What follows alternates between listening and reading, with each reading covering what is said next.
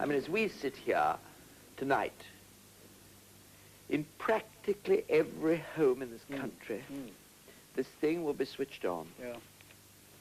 And it will occupy, for most of the people, the evening hours. Anything to say about that at all? It's a potential social menace of the first magnitude.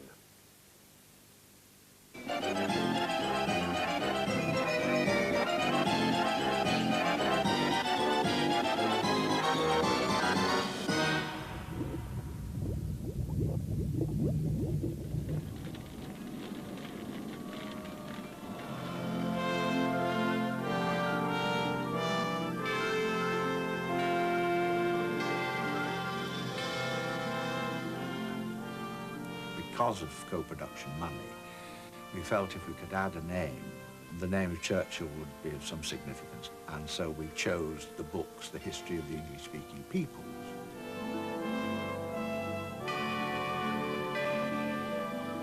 The idea was to commission 26 plays built around individual chapters of the book.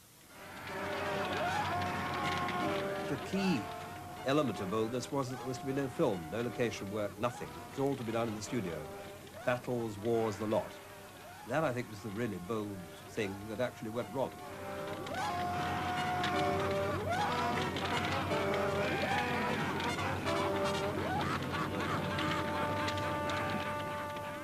I knew very early on that we were a big joke, certainly here. You know, I mean, I don't say people actually avoided you in the corridors. I don't think it ever got quite to that. But it was quite clear, it soon got round the centre that something terribly wrong was going on in Studio 1 and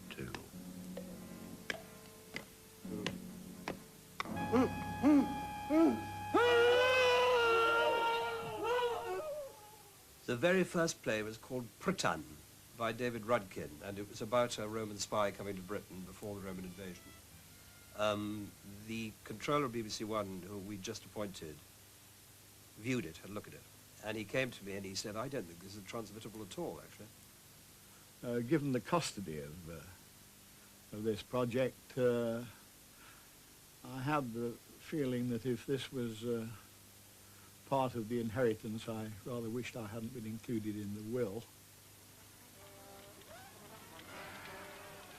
Churchill's People is a co-production disaster. It not only sounds like a school's radio program, but looks like it too. But they were in a terrible fix, really. They got this monumental piece of programming with an awful lot of, as I say, talent associated with it. What to do with it, you see? It was rather like, you know, that terrible vase that Auntie Florrie sends you, and you think, where are we going to put it? The sensible place to schedule this series seemed to be at 9:30 at night. And after a few weeks, when 1 million people were about watching it, which was a disaster, I thought, well, it's time to cut the losses, really. And having afforded it a decent scheduling, I thought the kindliest thing I could then do for it was to give it a decent burial. Never have so many struggled for so few. We moved the plays from their 9:25 slot, the original slot, to much later at night, about 10:15, 10:30, I think. There they lay there, wallowing in a sea of pain, like the rest of us. Yea, though I walk through the valley of the shadow of death. Must we wait? Fear no evil. Shall we wait till doomsday? Rod and thy staff comfort. Still shall eat bread, last word be. Oh, give me death or liberty. Oh, give me death or liberty. We never did, again, 26 weeks of anything. If I learned anything, it probably was that it's too grandiose a venture. You know? Who knows, after the next, whatever it is, Holocaust, somebody may dig them up, and who knows, they may become unbelievable archival material. Heaven only knows why they want to revive this rubbish.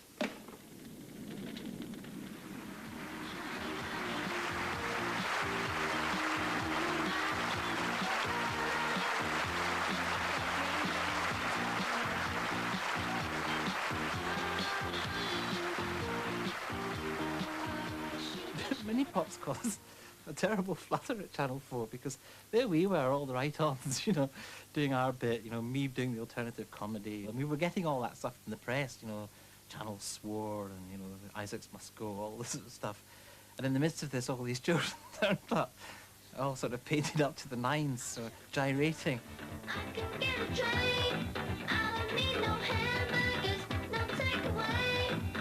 I want my own game, no bacon steak, no strawberry milkshake.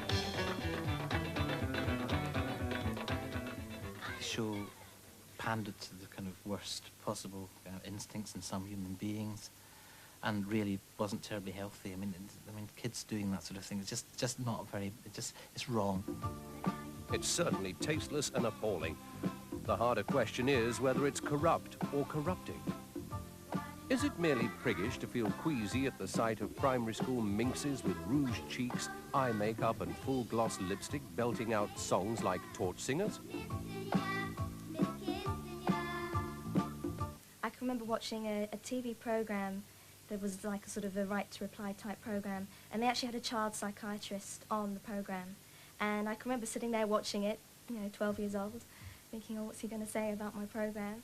My main concern is the failure of the people concerned with the program to consider the potential harm done to young children of exposure to sexuality, to the commercial and the competitive values of show business, and also to the excessive expectations and demands of their parents.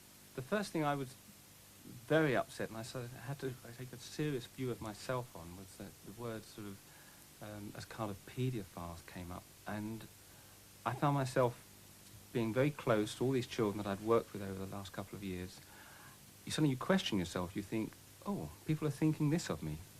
And it felt very nasty, it really did feel very uncomfortable.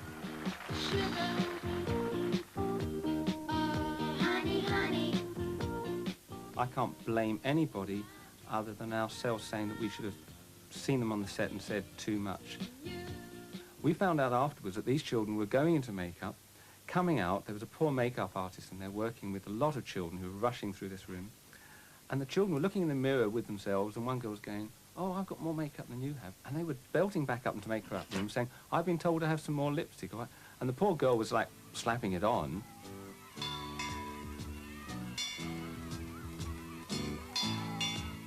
Well, I'm afraid there will always be middle-aged men who like watching small girls dressing up in grown-up clothes and behaving like that.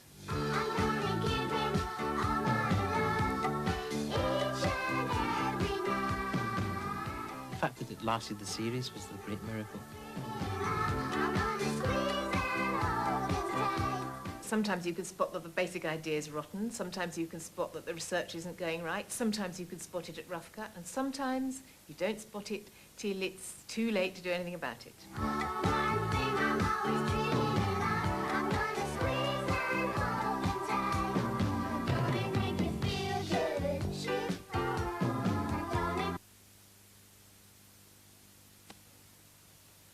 I'm sorry, we seem to have lost that film. I was watching it on another monitor up there, but we obviously don't have it here. I'll find out what will happen in a moment.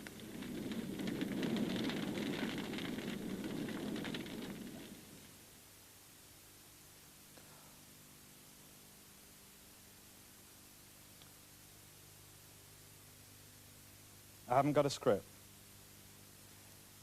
The government publishes the broadcasting bill tomorrow.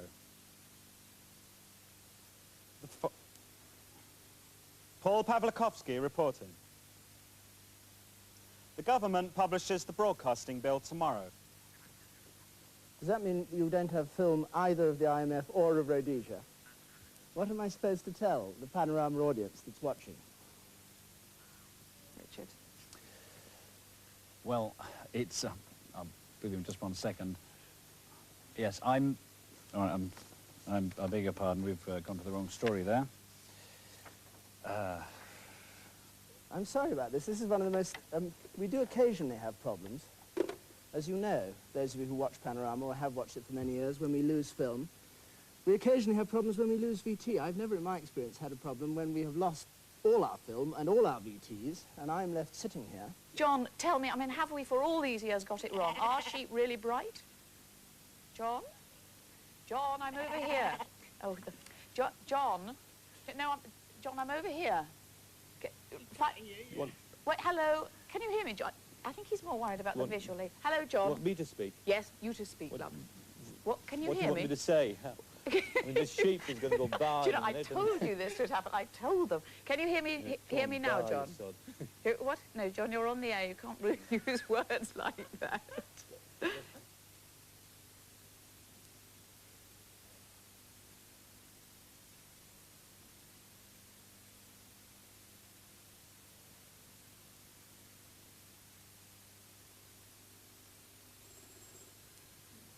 Well, what are we going to do now, Sally? Let's go Well, to news. I think we'll have to. Maybe we can go back. I think we're going over to the news now, if we possibly can. No, I've heard that we possibly can't. We'll just have to talk about our holidays or What are something, you going to won't we? do for your holidays, my dear?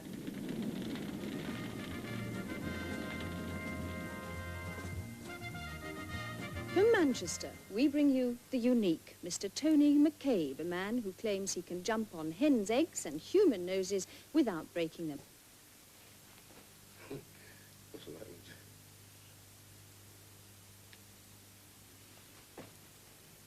I skim them then. Well, Yeah, see, this is where the thick legs come in. yeah.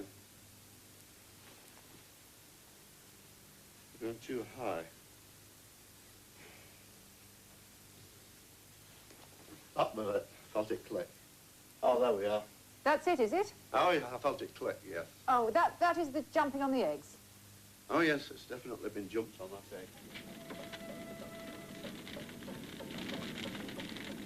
And now on BBC Two, the programme which opens up the airwaves to the public. Open Door. We were in the process of doing sort of, I think it was probably the second run of Open Door in the early 70s. And halfway through the week we had a phone call from a guy saying, there's no free speech in Britain. We represent the Albion Free State. We're a major political force for anarchy. So we said, well, fine, you know. We called his bluff and we said, okay, if you've got, you know, if you've got an idea, come along to the studio next Monday and we'll put you on. We'll put you on live, you know, no holds barred. So they're arriving at the studio and I saw this guy dressed like a gorilla or something and another one like a wizard clutching a notice board. And just as they got to the door of the studio, one of them produced a knife. And I said, you're all ego. All you want to do is get your face in the TV. I mean, you could see either of them. One was this wizard and one was a monkey. And again, the monkey kicked the wizard in the goolies because the wizard had the knife. These are the peace and love people. And he collapsed on the ground. He said, oh, I wish you hadn't done that, Adam. I think that was the guy's name. Anyway, in the end, we just went on air. If you want to be, you are. Albion Free State. What on earth is Albion? Albion is the other England of peace and love, which William Blake foresaw in vision. It has to be about the most boring 15 minutes of TV ever transmitted. And certainly the most scary 15 minutes of TV ever transmitted. The only state is the state of your mind. I got really excited just zooming in on the bay tree and then pulling out again and then zooming in on the notice and pulling out. I don't know why. Why did we do anything in the early 70s, I asked myself. The freedom to do whatever doesn't infringe the freedom of another. Well, during the course of the day, we had several discussions as to which group we could have, and somebody did mention a new group called Queen. And they may or may not have been booked, but something happened at the last minute and they didn't make it. We very nearly didn't do it. We was rehearsing for the Anarchy tour at the time, and this big limousine turned up outside this place in Holsden. And we, you know, punk rockers and all that. I thought, well, we're not getting in that thing. We don't want to do that. We want to stay here and have a drink and hang out with the lads and rehearse and do that. Don't want to do it. And this sort of phone call came through from Malcolm McLaren saying, well, if you don't do it, your wages will be stopped that week. So he was in this car like a shot. They were only allotted 90 seconds, and I thought, well, not much can go wrong. I was wrong. They are punk rockers. The new craze, they tell me. They're heroes, not the nice, clean Rolling Stones. You see, they're as drunk as I am. They're clean by comparison. They're a group called the Sex Pistols. And I'm surrounded now by all of them. Just let us see the Sex Pistols in action. Come on, chicks.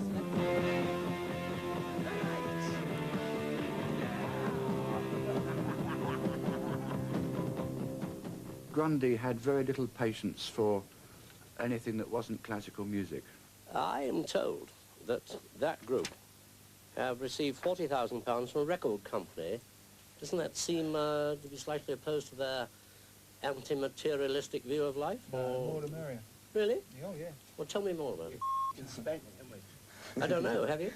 Yeah. It's all gone. Really? Down at Boozer. 40, really? Good Lord. Steve said something out of earshot, more or less. Said the dreaded F word, but I didn't even notice it, and I was talking at the time. I could talk to Bill through his earpiece and tell him to cut the interview right there and then, and we could actually get into a film very quickly. But again, as you know, that takes about 30 seconds to get a film rolling, so you've still got 30 seconds of abuse to listen to. And then you've got to rely on your guys on the studio floor to get the person out of the studio, which could lead to even more trouble than the interview was to start with. So as this was the last story in the program, I let it go. Beethoven, Mozart, Bach and Brahms have all died. Really? What are we saying, sir? Wonderful people. Are they? Oh, yes, they really turn us on. What they do? Well, suppose they turn other people on. That's just their touch to it. It's what? Nothing, a rude word. Next question. No. What was the rude word? Shit. It became a face-off kind of situation. It was who had the most bottle. Are you worried or are you just enjoying yourself? Enjoying myself. Are you? Yeah. That's what I thought you were doing. I always wanted to meet you. Did you really? Yeah. We'll meet afterwards, shall we? You dirty son. You dirty old man. Well, keep going, Chick, keep going. Go on, you've got another 5 seconds. Say something outrageous. You dirty bastard. Go on, again. You dirty What a clever boy. What a f***ing rotter. Well, that's it for tonight. I don't think I've ever wanted to hear our signature tune, Windy, so much. I mean, I just couldn't wait to hear Windy. The other rocker, Abel, and I'm saying nothing else about him, will be back tomorrow. I'll be seeing you soon. I hope I'm not seeing you again. From me, though, good night.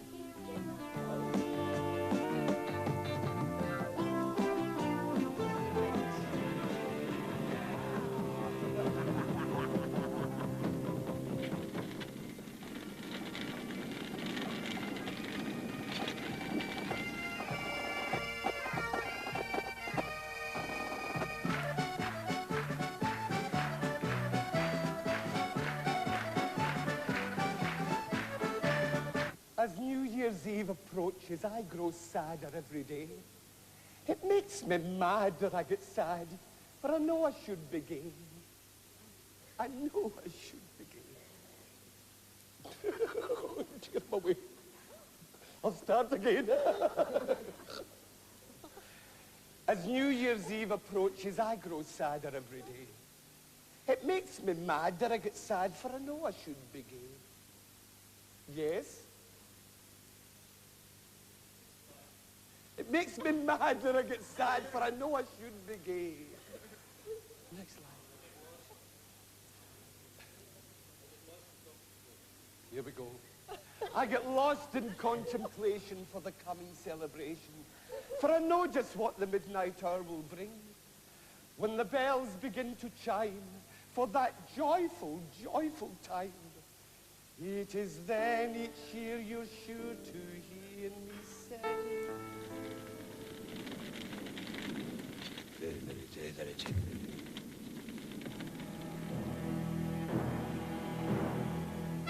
In the case of the Borgias, I had seen it as a sort of Dallas 1492. I thought it was going to be a good family saga of the kind that I, Claudius, had been, and I, Claudius, had actually been full of kind of jokey bits and cliches, but they'd worked. His Holiness believes your nature will not Devil with my nature, I go to Rome! My lord, don't be so stubborn. Nicolano! Christ's name, my lord! I won't forget you, you little weasel! You can tell him I'll wait! Till I wait no longer! We had got the BBC to give us previews of practically everything that was available, and they wouldn't have missed out on that because we would automatically have been suspicious. And I seem to think there was a fair amount of giggling going on by the time we got to pretty well halfway through the first episode of the Borgias. People just didn't hang around for very long afterwards, and that usually tells you something. Didn't tell us that the reviews were going to be quite as awful as many of them were.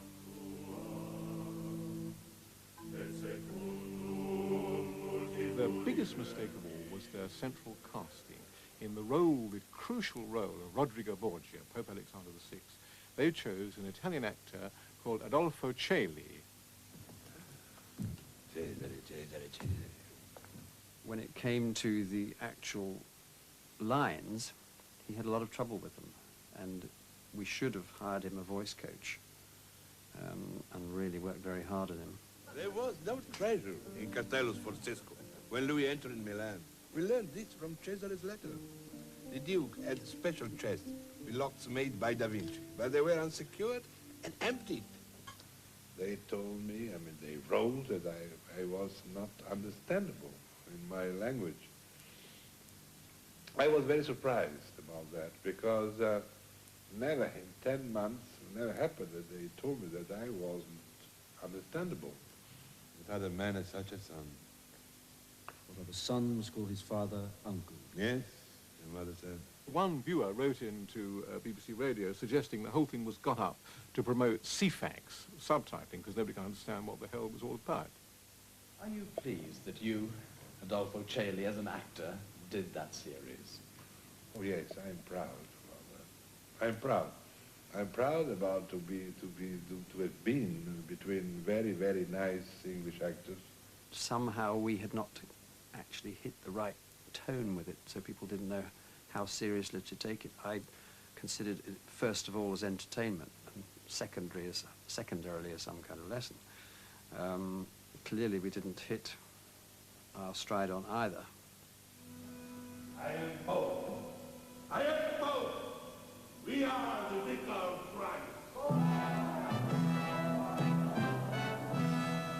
It's actually a series that has sat on my shoulder for many years and has often come up as a joke in one way or the other, and often it seems to me it wipes aside the 100 successful hours of television and films that I've made otherwise. It was painful, and it was long and painful. But here I am talking about it and smiling.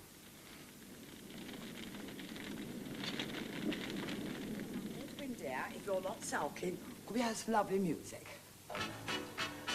Don't force it, anybody. Jolly good. Up, down. You carry on, I'm going to join my class. George, I've heard you're a singer. Yes. Carry on. Quite true. Hum to that tune. What tune? That tune, dear. Oh, very hum. What is it? What is it?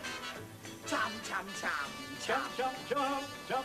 Would you like to listen to the Toreador song instead? No, dear, not no. now. Right. So Jolly good, that's a beaut. Godfrey, let's see what you're producing. Not that. Nothing in that. What's your missus producing up there? Oh, she's doing very well. Right, and relax. Sit on. The disarray in the ranks of unilateralists. 1 minute, Mr. Levin. Before you begin, it won't take a minute. Would you stand up a second? Mr. Levin, your review of savagery and the light was not a review. Please, it was a vicious yes, attack. it may well have on been, but would you mind going back? There's just one tiny thing to be done.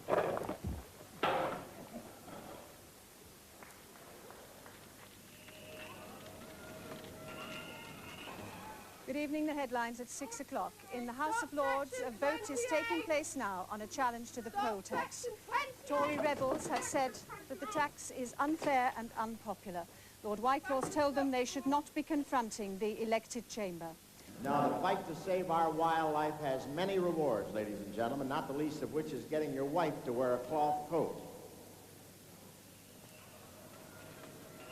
and we must preserve.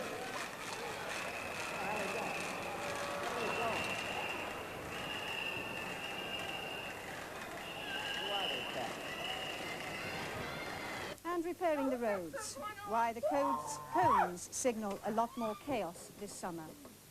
And I do apologise if you're hearing quite a lot of noise in this studio at the moment. I'm afraid that we have rather been invaded by some people who we hope to be removing very shortly. In the meantime, if you can possibly ignore the background news, we'll bring the news as best we can.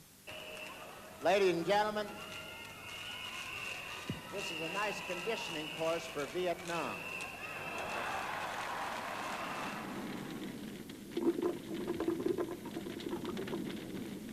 And now, the first in a new weekly magazine program on music, entertainment and the arts, Mainstream.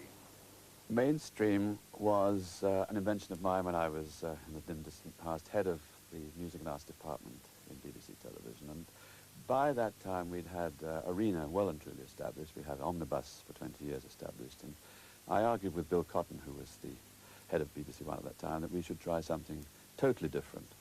Hello and welcome to Mainstream, tonight coming live from the Royal Shakespeare Company at Stratford-on-Avon. Well, there's a performance of Julius Caesar in full swing here, and in London at this moment, at the RSC's Aldwych Theatre, it's the first night of Gorky's Children of the Sun. We'll be looking at the work of this remarkable company tonight, and I think you could also say that we're whizzing around the country with the arts generally. Well, here in Bristol tonight, here in Manchester. We have our money problems in Scotland, too. Stunning, and I use the word carefully. It was a humdinger of a flop. I mean, it was a glorious celebration of a flop. I mean, it wasn't one of those programs that trail off into disaster and sort of vanish through the sound. Everybody enjoyed it. The newspapers relished the disasters. Even the people making it couldn't believe that it was going this wrong. It wasn't helped by the fact that the producer, on the day of transmission, sent a message from a helicopter where he was shooting up in Suffolk for a different film altogether, saying that he decided to quit the programme, was not actually going to be present that evening. Now, when you lose your editor, when the show has just started its run, you are in real trouble. Even if you don't go near a theatre yourself, you'll know many of the RSC's actors and actresses from their television appearances. Othello, for example, is Donald Sinden of Two's Company. They tried to cram lots and lots of little items into a programme in order to indicate that everybody had a share in the arts. Well, of course, it makes the arts look stupid. You took La Scala to the factory? Yes, we play many times in the factory. We play also in school. We form really a new audience in Milano. Mainstream interpreted the idea of taking art to the masses as you talk to Claudio Bardo about music to begin with, because that's what he's about, but you make it popular by talking to him about football. La Scala against the LSO. That Yes, could be an interesting game. Yeah, we did already 4 years ago when Scala played in Colangano. We did exchange Colangano and Scala. Now that seemed to me absolutely crazy. If you've got Claudio Bardo on a programme, an occasional remark about football is quite funny, but it isn't a way to popularise Beethoven's symphonies. Dare I ask who won? Sorry? Who won? Won a Scala, 4-1. I've never been able to remember bad reviews, or good ones either, come to that, but I do remember that everybody thought this was a bit of a mishmash. And on a lighter note, just opened in Newcastle and all over the northeast is a festival of food and wine. There'll be a world high-speed cookery attempt, a best banger competition, and an exhibition of edible art. I think they thought I'd bring a kind of jolly dungarees look to it, you know, and break down a few barriers, which I was excited and hoped I'd be able to do. Here we have an incredible creation made out of chocolate. It contains, and correct me if I'm wrong, Tony, 90 chocolate fingers, a large cut-out flan, various other marshmallows, all stuck together with what? Melted chocolate. Melted chocolate and liberally dusted with icing sugar. And I'm going to ruin it by eating it now. I'd prepared this interview and I was quite looking forward to it. You know, it seemed to be out of the mould of sitting and introducing serious concerts. And when the time came, of course, it had been squeezed and squeezed and squeezed and squeezed, and it ended up as a kind of statement to camera, a turn round, an eat of a biscuit from it, and the poor man just stood there like a lemon. Can I start there? Start there. Right. Very good.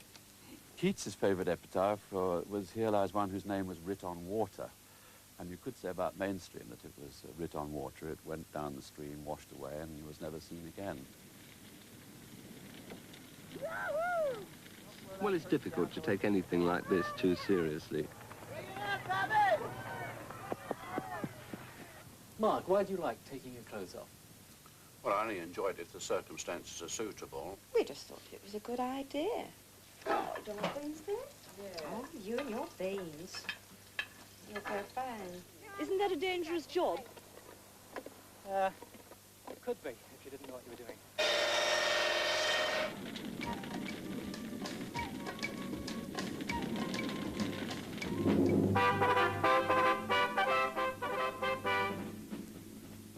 We found ourselves involved with an almost impossible mission to launch a new service when nobody had any TV sets to view it, and where you had to have a new aerial, and where the BBC was committed in all sorts of ways to producing a channel which would not necessarily appeal to the majority audiences. And all we had was our publicity, and there was plenty of it. And we had a kangaroo called Hullabaloo and Custard, a little BBC Two in the pouch, and there was a great sense of occasion. The telegrams were pouring in, letters galore from everyone and sundry, strangers and friends, 20 or so people in my office, and there we were suddenly at 7 o'clock. The BBC logo card came on the air. And then at 7:10, I think, everything plunged into darkness, complete darkness. There certainly was an idea going round that this might have been dirty work by ITV, because when ITV started some years previously, on their opening night, Grace Archer was killed in BBC's Archer series, and that got the headlines the next day, not the start of ITV. As we came nearer and nearer to 7:30, and then past 7:30, towards 8 o'clock, it became clear that it was a very serious power cut affecting the whole of the southwest of London. I think it was a fuse in Battersea power station that had gone, and that there was really no possibility of transmitting anything out of Television Centre that night. The Mirror editorial expressed sympathy for BBC planners and producers and said it shouldn't have happened to a dog. It had to happen to a peacock. If we hadn't gone off the air, there wouldn't have been anything like the public awareness of the fact that we existed. We would have had front page stories the next day in almost every paper. And of course, that all helped. It helped give us a curious sort of momentum, and we just started the channel 24 hours later. Good evening. This is BBC Two.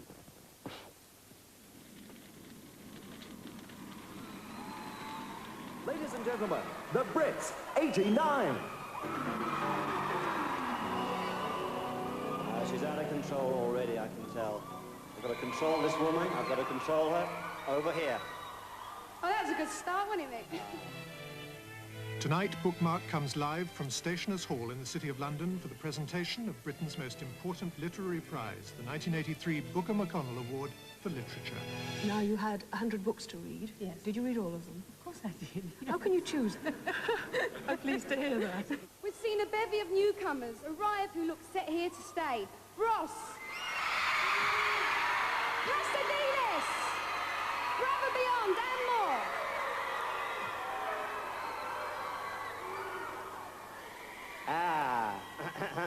Many more, right?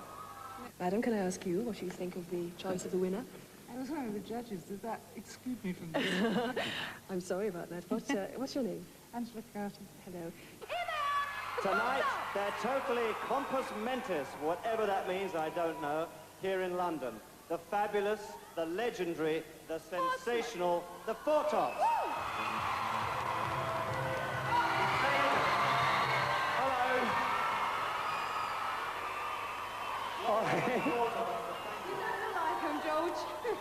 Yes, tell me, what do you think? It's a very powerful and impressive novel. Was it your choice? You shouldn't ask a question like that. From Selina Scott and from me, a very good night.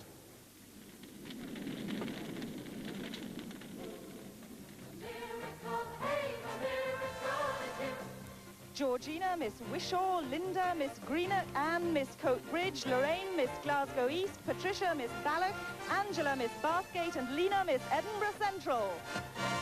It's a miracle, miracle, the true blue spectacle, a miracle. Carol Margaret, Miss Dundee, Elaine, Miss Arbroath, Yvonne, Miss Kilmarnock, Jackie, Miss Glasgow South, Elizabeth Joy, Miss Paisley, Christine, Miss Johnston, and Jackie, Miss Aberdeen.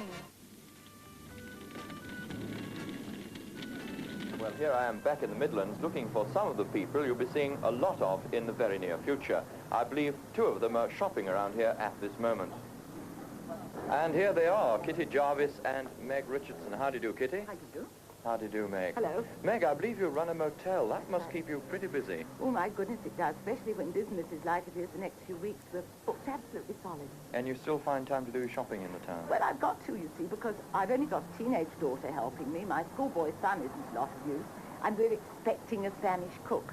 But I've got a special do coming up, a wedding, and I'm looking for champagne and lobsters for it. So if you'll excuse me, I think I'd better get on. Certainly, I won't keep you. See you later, Kitty. Goodbye, Bye-bye. Meg. I love to look at ladies that take their clothes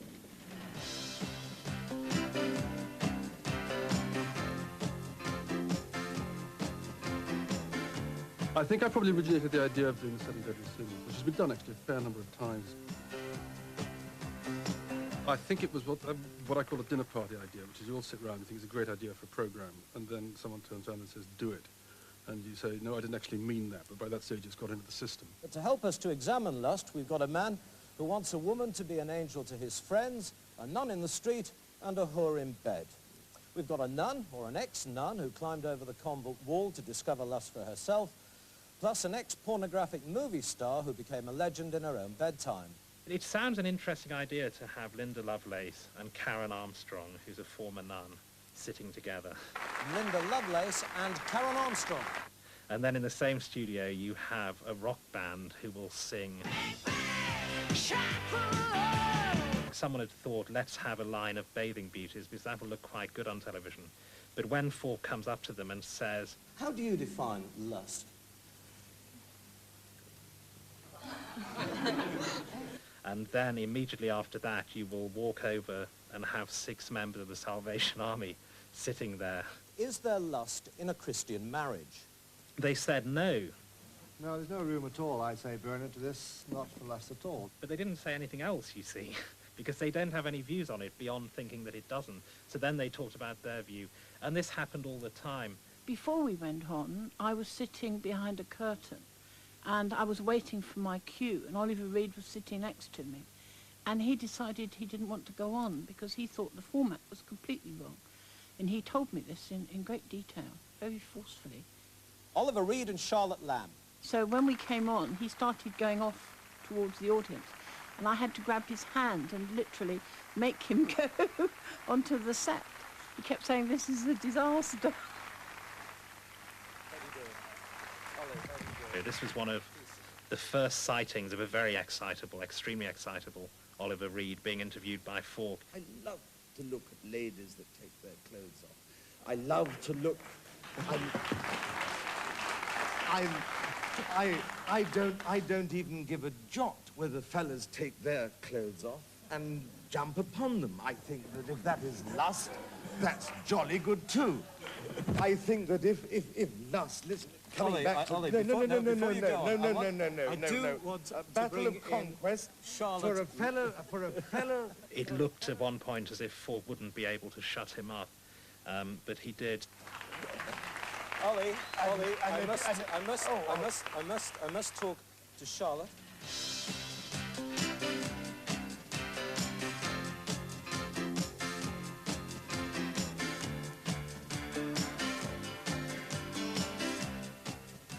It committed the deadliest sins in television of being both boring and banal. And so the first debate was to whether or not there should be a programme too. But of course you have to give it at least one more try. Well, good evening. And covetousness this week. And by the time I'd seen the cast list for the studio guests, I sort of sensed that the train was heading at high speed off the end of the tracks. What do you covet now, John? You seem now to be moving back into a form of public life, making personal appearances. Yes, I do it because you invited me. Yes, indeed. I think you're a great guy. Fame's not a bad thing anyway. No, I think that that... help pay the rent. I think Bernard here has got a great idea for a programme, and it's a live programme, and I think we should all help live programmes because that's what TV should be about. Well, there was a lot of discussion between myself and Alistair Milne. I think Alistair perhaps might have wanted the programme off after the second show, but I said let's give it one more throw. Next week, a 26-stone bounty hunter from California cookery expert Fanny Craddock, footballer George Best, and the commandant of a health farm. And the deadly sin is gluttony. So join us again next Saturday. In the meantime, have a good weekend. Ta-ra.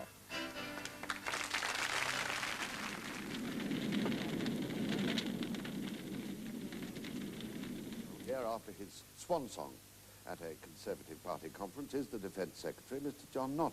Also tonight, on the eve of tomorrow's crucial meeting of Westland shareholders, on a programme in which Mr. Clive Ponting's views are presented as a serious representation of civil servants' views. Could you just hold on a moment, Mr. Hester?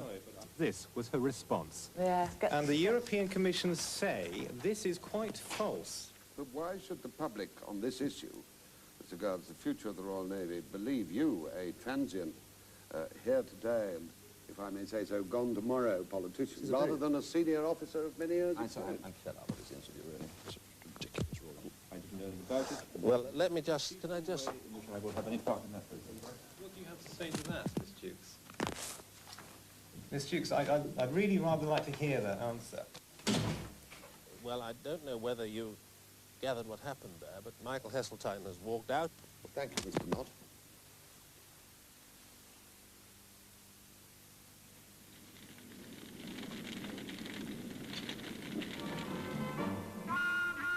Big Redwood or Hog was no flop. It was, for my money, a good series. We made one great error with the IBA, which I regretted at the time and I regret in retrospect. And that is that they had to have a synopsis telling them what happened in each episode. And for the first episode of Hog, I remember that the slightly violent episode at the end of episode 1 was described in the synopsis by saying, there is a slight fracas. You're never too old to learn that nobody hits Hog.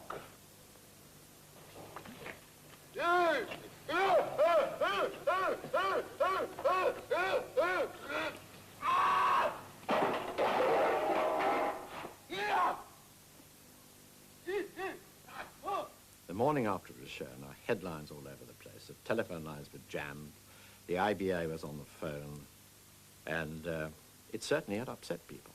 And one of the main tasks that I had was to calm them, because they were full of apprehension, fear.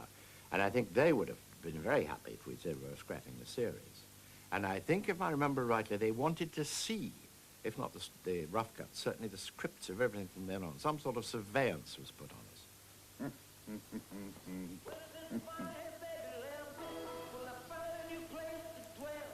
You do not win. It was axed in the sense that people didn't see it at the time they were intended to see it. It was put out late. And indeed, I could be wrong, but I think the London companies may have dropped the last episode or two. Not for lack of ratings, we're sure of that, but just for fear of incurring displeasure. Show respect. But we did miscalculate. We could have done a better PR job, both before and after, if we hadn't miscalculated. Do as you are told.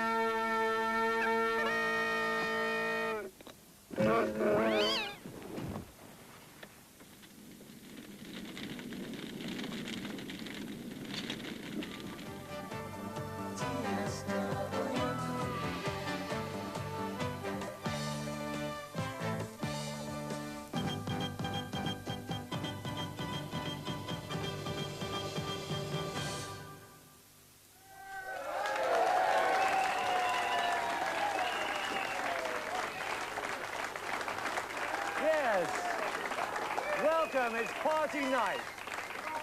Yes, it's TSW, the sign and the symbol of independent television here in the Southwest. Your new program company, and tonight we at TSW, which we hope you will come to look upon as television simply wonderful.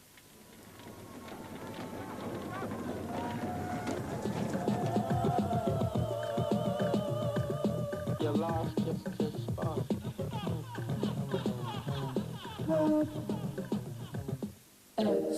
Club X was the much hyped youth TV disaster of 1989. Welcome to the event of the week as it arrives live and kicking into your front room. Get ready for the unexpected as we lash together 90 power-packed minutes of music, art, drama, fashion and culture. What we tried to do with Club X was to make something that sang and danced in the corner of the room, and much of the time I think it did. Tonight we have Baby Ford and their new single, Olympic and Chaos Art. But if you come out as well, Elizabeth, you have to get these audiences impressions and power. When the programme was first shown, it was just an unmitigated disaster. The first programme was terrible. What are your first thoughts? We'd invented a programme which was far too ambitious for television, which took place in a nightclub, which basically could not be sound recorded by even the most brilliant sound recordist the world had ever known.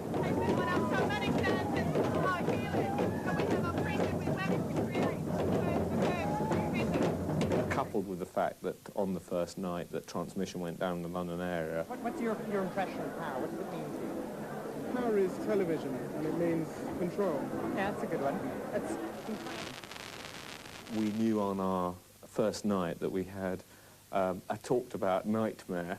It was written up in the press following days of mercy killing, and the general attitude was that Michael Grade had pulled the plug on it, and that was quite easy to believe, having seen the first programme. Ladies and gentlemen, Sarah Blunstein's Last Supper.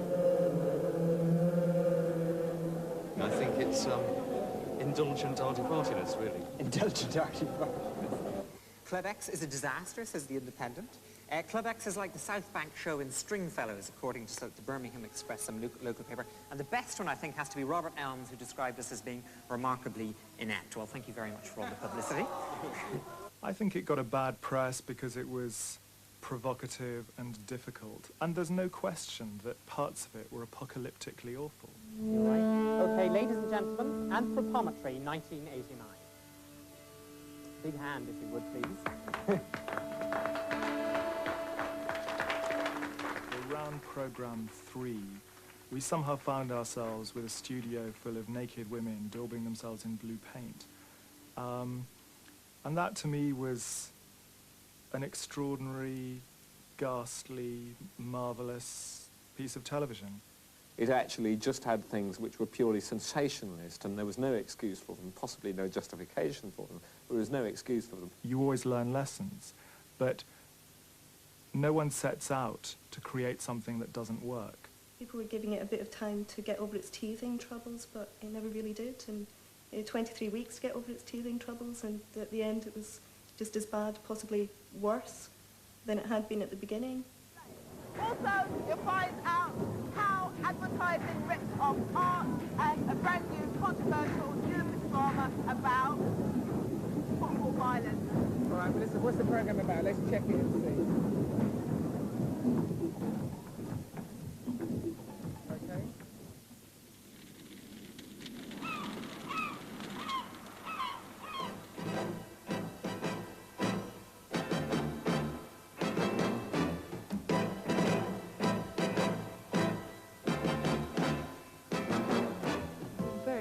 About Triangle. It was going to be a glamorous, exciting and romantic series, early evening series, twice a week, possibly all the year round. Then we found out it was going to be based between fun-filled Felixstowe, gloomy old Gothenburg and Amsterdam. That was the Triangle. We basically wanted to find an audience that was a family audience, but at the same time had aspirations and generally get a glamour into it, so that people would say, gosh, I wouldn't mind going on a ferry like that. Thought you'd gone off me, Don. Did you? We love this ship when it's so rough. Good night. This was it was an experiment. This was something they wanted to do. They wanted to go on board a ship. They wanted to travel with the with the ship, with the crew, live on the ship and put together a drama series on the spot. The original idea was to shoot the first episode on the first leg of the trip, all 26 minutes of it. Shoot the next episode on the way back, whilst the first episode was being edited. So when we got back to the British dock, the tape would be thrown off the side of the ship to a waiting dispatch rider, where it would have been whisked to the television centre and put straight on the play machine. That was the concept. We were running in the North Sea, which is, as I found out after I'd signed the contract, renowned amongst mariners throughout the world as the worst piece of ocean on the face of the earth. Here's the cobwebs. What are you talking about? You're thick, man. You've got a friendly face, haven't I? I'm talking about this ship. Like I said, it's almost home. Most of the shots were in typical North Sea weather, which was grey and gloomy. I mean, they might have shot it on the Woolwich Free Ferry, really. Where they thought, right, we're going to be on a ship, so we can do all this wonderful stuff and we can get all this value from this ship, which, okay, is fine, until you're inside a cabin and you want to shoot outside and you find you can't, without having the time and the facilities to be able to balance the light on the other side, which is what you do if you're making a film, obviously, you can't do it. So you've got all these scenes with the curtains closed. I knew it would be right. Looks like it was designed for you. It's lovely. It was like the Titanic, really. Every journey it set out on, it was going to hit the iceberg and everybody would sink. But I think it was just our expectations that sank, really. It tried to be glamorous, and of course, we can't do glamour in Britain.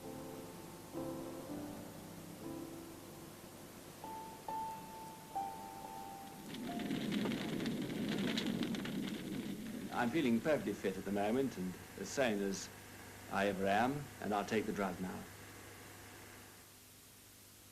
I just thought something. May I interrupt? Certainly. Of course, the Borgias, you see, that this will be a bore to people in your space and time, because it has lasted very shortly, and what has appeared to me as long excursions in space and time are instantaneous things, which in fact didn't happen at all.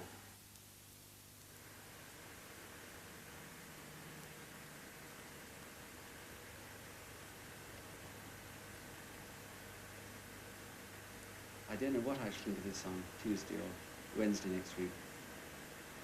I don't know what to think of it now, because I don't know what now is.